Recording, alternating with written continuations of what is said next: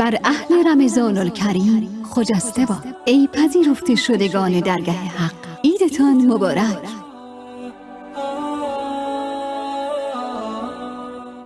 با چشمانی اشکبار از وداع با ماه خدا، پای در حریم مبارک گشته فطر گذارد.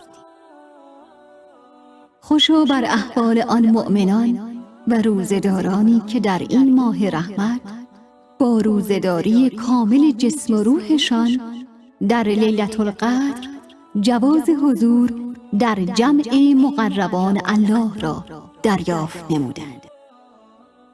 خوشا بر سعادت آنانی که در این ماه با چشمانی روزه‌دار، گوشها و زبان و اندیشه‌هایی صیامدار، کارنامه اعمالشان توسط آن یکتا تبدیل کننده گناهان به نیکی‌ها با مهر قبولی ممهور گشت.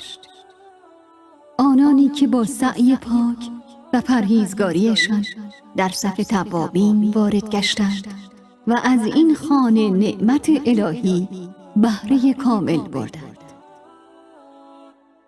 عید سعید فطر روز بزرگ پاداش هاست.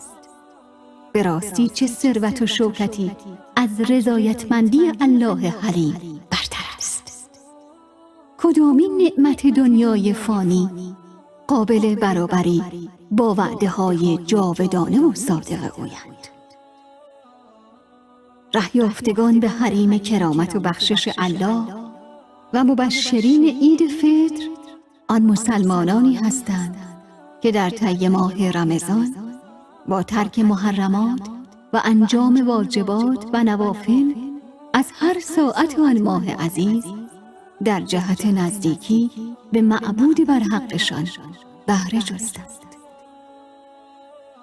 مقدرات را بیشک الله قادر رقم می‌زند، اما آن چیزی که سبب ثبت تقدیری حسنه برای انسان‌ها می‌شود اعمال آنهاست.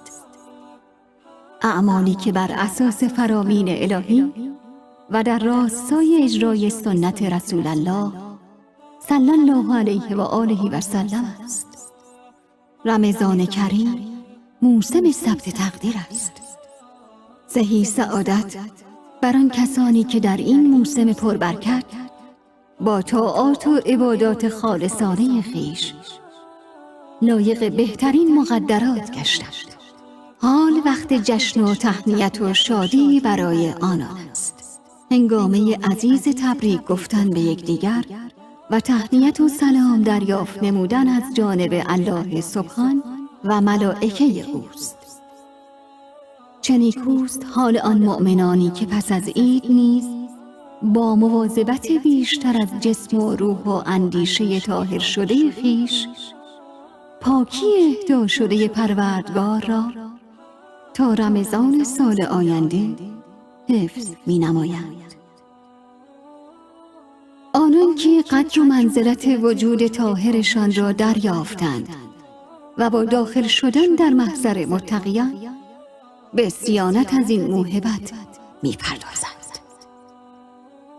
شما حق بندگی خود را به پیشگاه الله یکتا عرضه نمودید و در این عید مطمئن باشید الله تعالی نیز حقش را نسبت به شما پاکان عطا می نماید. خوشباد عیدتان ای محبان الله و سلام و صلوات الهی بر محمد و آل محمد.